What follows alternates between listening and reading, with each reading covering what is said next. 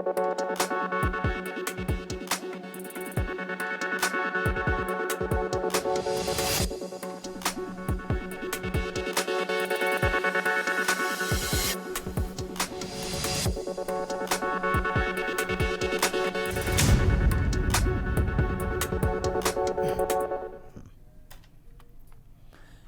जन टीवी उत्तराखंड में आप सभी का स्वागत है। मैं हूं प्रभात। बुलेटिन में सबसे पहले नजर हेडलाइंस पर।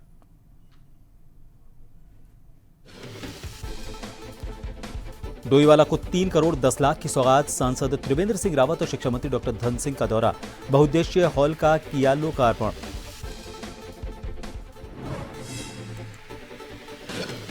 रामनगर पहुंचे पूर्व मुख्यमंत्री हरीश रावत। रुद्रप्रयाग में फेरी वालों के बैन पर उठाए सवाल। कहा यह आदेश पूरी तरह गलत। आरएसएस को बताया भाजपा का फ्रेंचाइजी संगठन।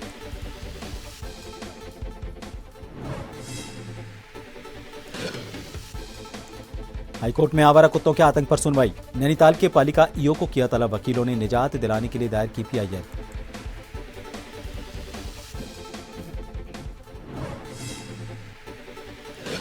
उधम सिंह नगर में लूट की वारदात का खुलासा। पुलिस ने 2 कुख्यात बदमाशों को दबोचा। कब्जे से सोने की चेन और बाइक बरामद।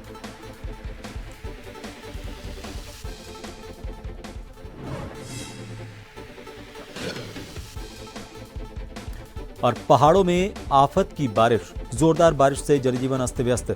एनएच 107 लाता गांव के पास चट्टान टूटने से बाधित। मुख्य सड़क को खोलने में जुटा प्रशासन। पूर्व मुख्यमंत्री और हरिद्वार सांसद त्रिवेंद्र सिंह रावत और प्रदेश के शिक्षा मंत्री डॉक्टर धन सिंह रावत दूधली के पीएम श्री अटल उत्कृष्ट राजकीय इंटर कॉलेज पहुंचे। यहां उन्होंने 3 करोड़ 10 लाख की लागत से बने बहुउद्देशीय हॉल का लोकार्पण करते हुए शिक्षकों को प्रमाण पत्र देकर सम्मानित किया। कार्यक्रम में छात्र छात्राओं द्वारा रंगारंग कार्यक्रमों की प्रस्तुति दी गई और जनपद के तमाम शिक्षकों के साथ बड़ी संख्या में छात्र इस दौरान मौजूद रहे।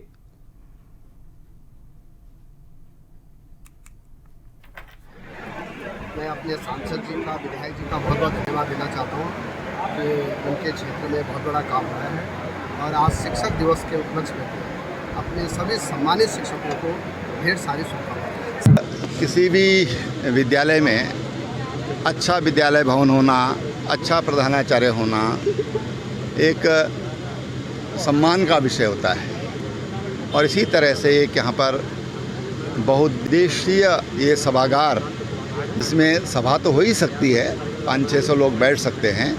साथ में यहाँ पर खेल भी हो सकते हैं, इंडोर गेम्स हो सकते हैं और गांव के लोग यहाँ पर कोई फंक्शन कर सकते हैं। उत्तराखंड सरकार के कर्मचारी राष्ट्रीय स्वयंसेवक संघ की शाखा में सुबह और शाम शामिल हो सकेंगे और संघ के अन्य सांस्कृतिक सामाजिक गतिविधियों में हिस्सा ले सकेंगे।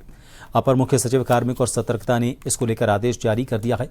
आदेश के मुताबिक राजकीय कर्मचारी संघ की शाखाओं और सांस्कृतिक सामाजिक कार्यक्रमों में शामिल तो हो सकेंगे, ये अपना योगदान भी दे सकेंगे, लेकिन इससे उनके सरकारी कर्तव्य और दायित्वों में कोई अड़चन पैदा नहीं होनी चाहिए। सरकार ने और आज माननीय मुख्यमंत्री जी ने सभी उन सरकारी कर्मचारी या अधिकारियों को जो राष्ट्रीय स्वयंसेवक संघ से जुड़े हैं, वो शाखा में जाना चाहें या उसकी गतिविधियों में भाग लेना चाहें, उसकी परमिशन दी है। आपको मैं बतलाना चाहता हूं कि देखो, ये तो कांग्रेस ने एक षड्यंत्र के तहत ये शासनादेश जारी किया था, क्योंकि आरएसएस में जो भी लोग काम करते हैं, जो स्वयंसेवक हैं, वो सिर्फ और सिर्फ राष्ट्रीयता के लिए और राष्ट्र को आगे बढ़ाने के लिए, इस देश की संस्कृति और इस देश की परंपरा के लिए वो लोग काम करते हैं। हरिद्वार में गोवंश की तस्करी करने के आरोपियों का कांग्रेस पार्टी ने समर्थन किया है, जिसको लेकर भाजपा ने पलटवार किया। भाजपा प्रदेश प्रवक्ता सुरेश जोशी का कहना है कि कांग्रेस जिस तरह से गोकशी करने वालों का समर्थन कर रही है, ये निंदनीय है। कांग्रेस को यह बताना चाहिए कि क्या गोवंश का वध करने वालों के वो साथ है।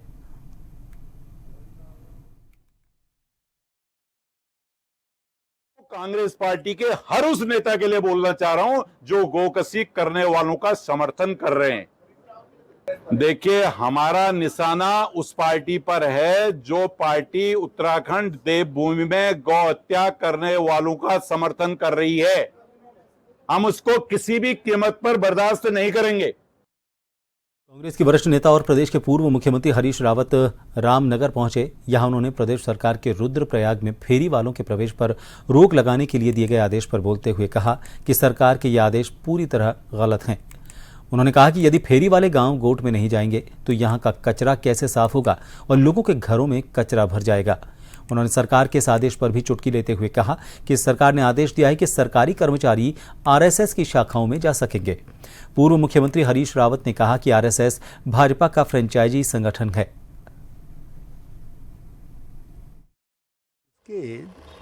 फेरी वालों के लिए किसी तरीके का परिचय पत्र और लाइसेंस की पद्धति शुरू की जा सकती है फेरी वालों के लिए, फड़ वालों के लिए, ताकि उन पर कानून व्यवस्था की नज़र रहे।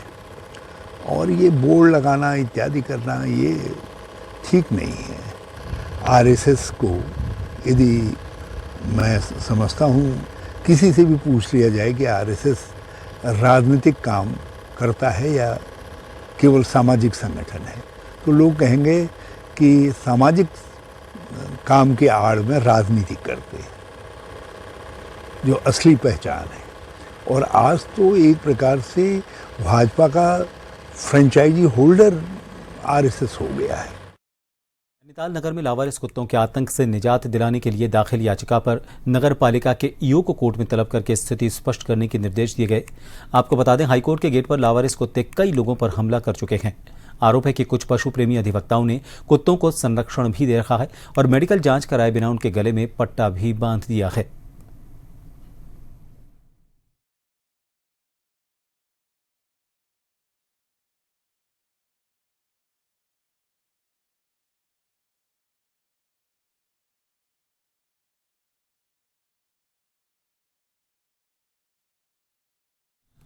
अधिवक्ताओं ने इस पूरे मामले को लेकर कोर्ट की शरण ली थी। आपको बता दें कि यहाँ पर इसके गेट पर जिस तरह के हालात हैं उसकी वजह से लोगों को काफ़ी परेशानी हो रही है। हाईकोर्ट के गेट पर ही लावारिस कुत्तों का आतंक है, जिसके बाद इस पूरे मामले के लिए एक याचिका दाखिल की गई थी और इस पूरे मामले पर अब कोर्ट ने स्थिति स्पष्ट करने के निर्देश देते हुए नगरपालिका के ईओ को कोर्ट में तलब किया है।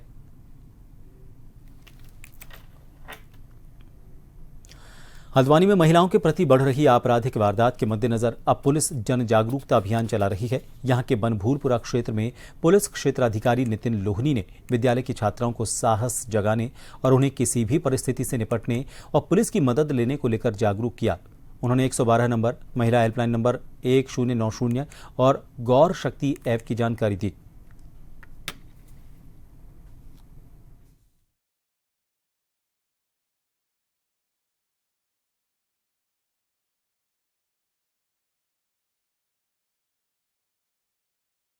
टीचर की बहुत बहुत शुभकामनाएं, क्योंकि मेन उपलक्ष्य तो वही है यहाँ पे आने का। इसके साथ साथ जो महिला सुरक्षा संबंधी जो चीज़ें हैं उसमें हमने 112 की बात करी है, यहाँ पे बच्चों से 1090 की बात करी है और जो हमारा वेमेन हेल्पलाइन नंबर है। इसके अलावा जो गौरा शक्ति इंटरफेस है हमारे उत्तराखंड पुलिस ऐप का, उसकी जानकारी दी है और इसमें बताया गया कि यूट्यूब के वीडियोस के माध्यम से भी वो लोग देख सकते हैं कैसे उसे इंस्टॉल करना, आगे की कार्रवाई करनी, कैसे उसका SOS बटन, पैनिक बटन काम करता है।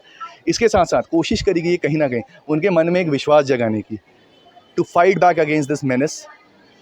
न्यूटन्स थर्ड लॉ की मैंने बात करी है वहाँ पे कि कहीं ना कहीं for every action there is equal and opposite reaction. तो शायद वो रिएक्शन देने का टाइम आ गया है।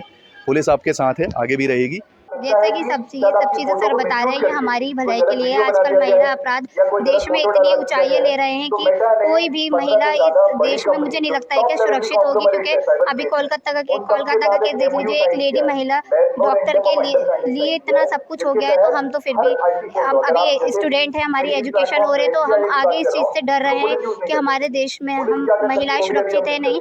तो सर हमारे ही महिलाओं के राइट्स यहाँ बता रहे हैं कि हमारे क्या क्या अधिकार है कानून को लेकर। जनपद चमोली के मुख्य विकास अधिकारी अभिनव शाह का स्थानांतरण देहरादून जनपद में मुख्य विकास अधिकारी पद पर होने पर विकास भवन में तमाम जिला स्तरीय अधिकारियों और कार्मिकों ने उन्हें विदाई दी। IAS अधिकारी अभिनव शाह ने जनपद चमोली में दिनांक 29 नवंबर 2023 से 6 सितंबर 2024 तक मुख्य विकास अधिकारी के रूप में अपनी उत्कृष्ट सेवाएं दी। विदाई समारोह को संबोधित करते हुए जिलाधिकारी हिमांशु खुराना, परियोजना निदेशक आनंद सिंह और अन्य जिला स्तरीय अधिकारियों ने उनके सौम्य और सरल कार्यशैली की सराहना करते हुए उनके उज्जवल भविष्य की कामना की। मुख्य विकास अधिकारी अभिनव शाह ने जिला स्तरीय अधिकारियों से मिले सहयोग और आम जनता के प्यार को सराहा और सभी का आभार जताया। उन्होंने कहा कि जनपद में सभी ने टीम भावना के साथ काम किया। उन्होंने कहा कि नौकरी में मेरी पहली पोस्टिंग जनपद चमोली में हुई थी। जनपद चमोली उनकी स्मृतियों में हमेशा बना रहेगा। विदाई समारोह का संचालन खंड विकास अधिकारी मोहन जोशी ने किया।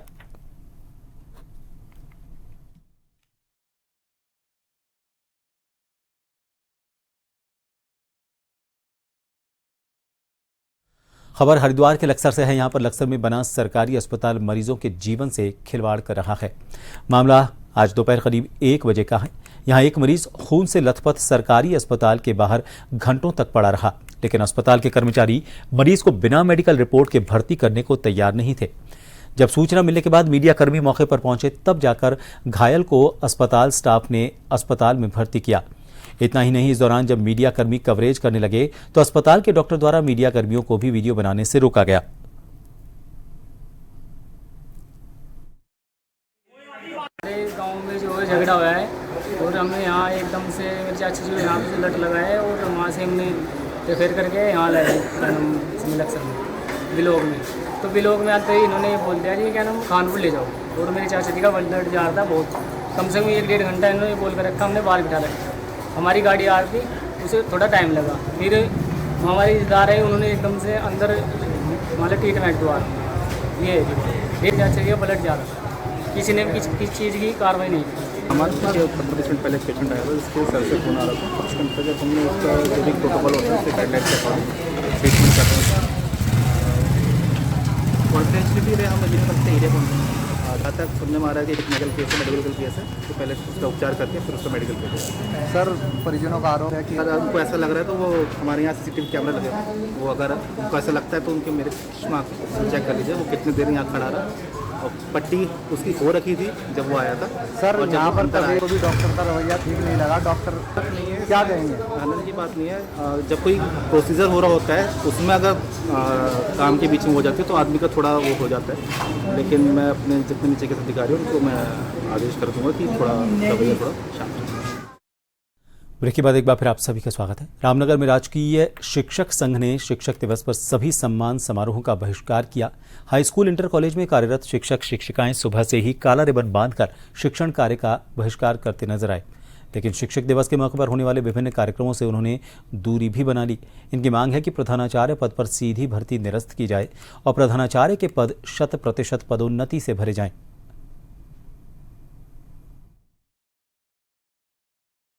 शिक्षक संघ उत्तराखंड के प्रांतीय नेतृत्व के आह्वान पर आज 20,000 से अधिक हाई स्कूल और इंटरमीडिएट में कार्यरत शिक्षकों ने शिक्षण कार्य तो किया, परंतु शिक्षक दिवस के मौके पर होने वाले सम्मान समारोहों और जितने भी अन्य कार्यक्रम थे उनका बहिष्कार किया। हमारी मांग है कि इंटर कॉलेज स्तर पर जो सीधी प्रधानाचार्य की भर्ती की जा रही है उसको निरस्त किया जाए और उसके स्थान पर पदोन्नति से इन प्रधानाचार्यों के पदों को भरा जाए। अगर सरकार नहीं मानी तो कल 6 सितंबर को हम हजारों की संख्या पर अपने अपने जिले में मुख्य शिक्षा अधिकारी कार्यालय पर धरना प्रदर्शन करेंगे। 9 और 10 सितंबर को शिक्षा निदेशालय देहरादून में धरना प्रदर्शन होगा। अगले 30 मार्च 2025 से शुरू होने वाले चैत्र नवरात्र के अवसर पर कुमाऊं के सुप्रसिद्ध मेले में शुमार चैती मेले के आगाज से ठीक 6 महीने पहले काशीपुर में मां बाल सुंदरी देवी के नगर मंदिर से ध्वजा यात्रा निकाली गई, जो मां बाल सुंदरी देवी के नगर मंदिर से शुरू होकर मां के चैती मंदिर पर पहुंची। परंपरागत धार्मिक अनुष्ठान के बाद देर शाम वापस नगर मंदिर आकर यह समाप्त हुई। इस दौरान मां के प्रतीक रूप में नारियल को लेकर सहायक प्रधान पंडा मनोज अग्निहोत्री पालकी में विराजमान थे। इस दौरान मीडिया से बात करते हुए पंडा मनोज अग्निहोत्री ने बताया कि ध्वजा यात्रा वर्ष में 2 बार भाद्रपद मास की शुक्ल पक्ष की द्वितीय तिथि और फाल्गुन मास की द्वितीय तिथि को निकाली जाती है। ऐसी मान्यता है कि ध्वजा पताका फहराने के बाद नगर निवासी संक्रामक रोग से सुरक्षित हो जाते हैं।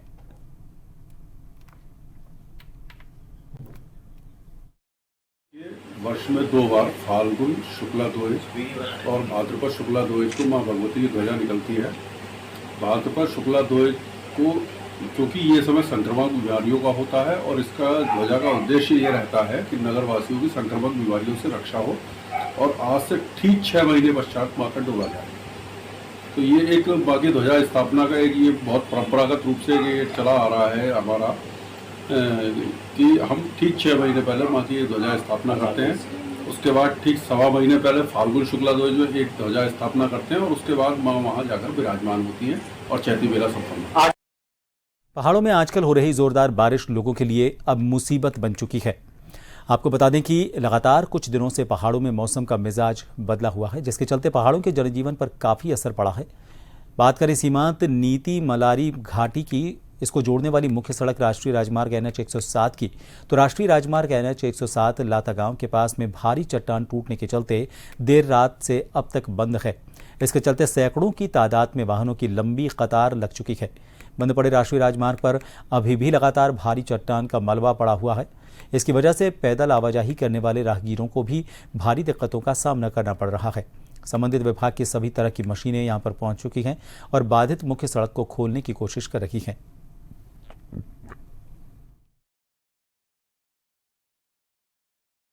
सीमावर्ती क्षेत्र में लगातार चट्टान टूटने की जो खबर आ रही है, आज लाता के सामने अधिक मलबा आने से, चट्टान टूटने से जो हमारा जो सीमावर्ती को जोड़ने वाला सड़क है वो बाधित हो चुका है और अभी 1-2 दिन में खुलने की आशंका जताई जा रही है। लगातार ऊपरी हिस्से से पत्थर गिरते जा रहे हैं। चमोली जिले का सबसे दूरस्थ गांव के रूप में जाना जाता है डुमक गांव, और जिस डुमक गांव के सारे ग्रामीण आजकल लगातार 37 दिन से सड़क संबंधी समस्या को लेकर अपने ही गांव में क्रमिक उपवास, धरना प्रदर्शन करने को मजबूर हैं।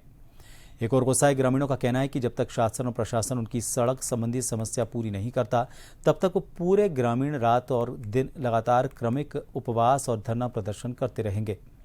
यहाँ तक कि क्रमिक उपवास के दौरान डुमक गांव के सारे ग्रामीण शासन और प्रशासन से सड़क संबंधी विभाग के खिलाफ जमकर नारेबाजी कर सड़क बनाने की मांग कर रहे हैं। विकास संघर्ष समिति के अध्यक्ष राजेंद्र भंडारी का कहना है कि आज हमारे गांव में क्रमिक उपवास धरने का 37वां दिन है। आज हमारे क्रमिक उपवास का 37वां दिन हो चुका है। अभी तक शासन प्रशासन से हमें कोई ठोस निर्णय नहीं मिला है और आने वाले समय में इस आंदोलन को हम उग्र रूप देंगे और सभी क्षेत्रीय पार्टी को एकजुट करेंगे और विशाल आंदोलन किया जाएगा। चंपावत जिले के लोहाघाट में हिट एंड रन मामले में मुकदमा दर्ज करने की मांग को लेकर सीमांत क्षेत्र के ग्रामीणों ने पूर्व जिला पंचायत सदस्य पुष्कर सिंह बोहरा के नेतृत्व में लोहाघाट थाने पर प्रदर्शन किया। ग्रामीणों के प्रदर्शन के बाद सीओ चंपावत वंदना वर्मा ने आरोपी चालक के खिलाफ मुकदमा दर्ज करने के निर्देश दिए।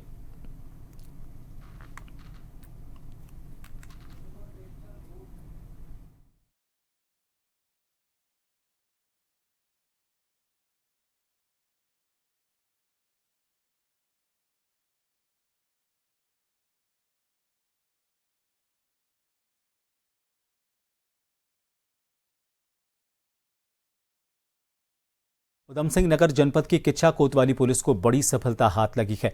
आपको बता दें कि किच्छा पुलिस ने महिला के साथ हुई चेन लूट की घटना का खुलासा कर दिया है। पुलिस ने बुजुर्ग महिला से चेन लूट की वारदात को अंजाम देने वाले बरेली निवासी 2 कुख्यात बदमाशों को दबोचा है। पुलिस ने आरोपियों के कब्जे से लूटी गई सोने की चेन और घटना में इस्तेमाल मोटरसाइकिल भी बरामद कर ली है।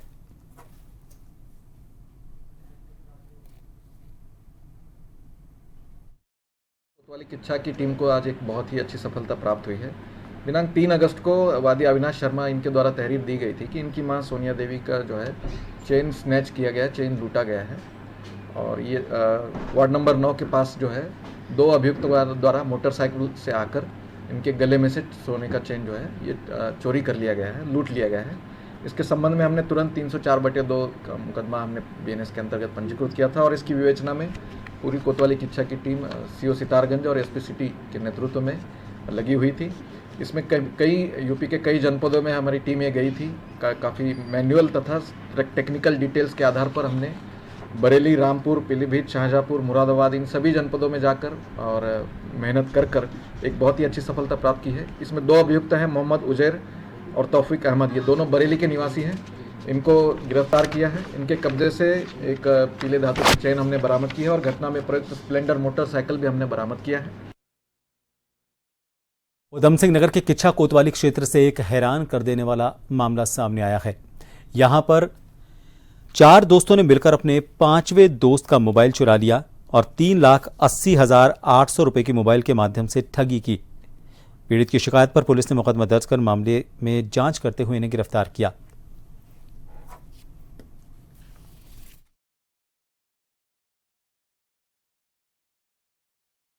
जून को एक इंटरेस्टिंग केस हमारे सामने आया था। वादी कौशल कुमार जो लालपुर के निवासी हैं, उन्होंने ये बताया था कि इनका मोबाइल चोरी हो गया है और इसके उपरांत जो है इनके खाते से लगभग 3,80,000 रुपये निकाले गए हैं। तो ये काफ़ी इंटरेस्टिंग तरीके से इन्होंने चोरी की थी और चोरी करने के बाद फिर खातों से पैसा निकाला गया था। तो इसमें हमने तुरंत मुकदमा पंजीकृत करके टीमें गठित की थी। एसपी सिटी, सीओ सितारगंज और इंस्पेक्टर सुंदरम शर्मा, इनके द्वारा जो है इसमें लगातार फॉलोअप लेके टीम को गाइड करते हुए अच्छी तरीके से कार्रवाई की जा रही थी। इस टीम को एक बहुत ही अच्छी सफलता प्राप्त हुई है। 2 अभियुक्त इसमें हमने गिरफ्तार किए हैं, प्रज्ञात अरोड़ा और रोहित। ये दोनों लालपुर के निवासी हैं और ये दोनों एक दूसरे को वादी को जानते भी हैं। इनका उठना बैठना भी रहा है, ये दोस्त भी रहे पहले।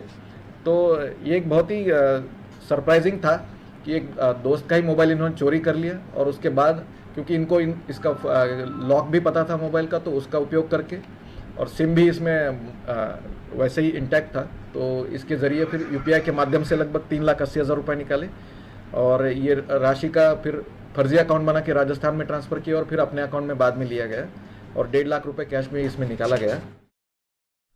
और अब एक बार फिर करेंगे इस वक्त की हेडलाइंस का।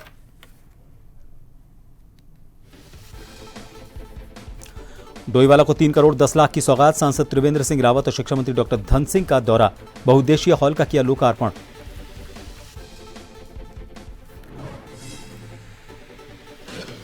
रामनगर पहुंचे पूर्व मुख्यमंत्री हरीश रावत। रुद्रप्रयाग में फेरी वालों के बैन पर उठाए सवाल, कहा यह आदेश पूरी तरह गलत। आरएसएस को बताया भाजपा का फ्रेंचाइजी संगठन।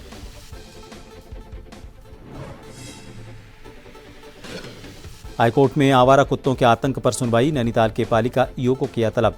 वकीलों ने निजात दिलाने के लिए दायर की पीआईएल।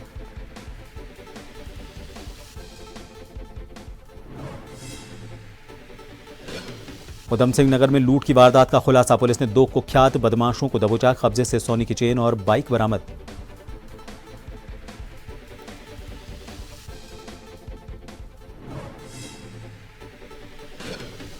और पहाड़ों में आफत की बारिश। जोरदार बारिश से जनजीवन अस्त व्यस्त। NH 107 लाता गांव के पास चट्टान टूटने से बाधित। मुख्य सड़क को खोलने में जुटा प्रशासन।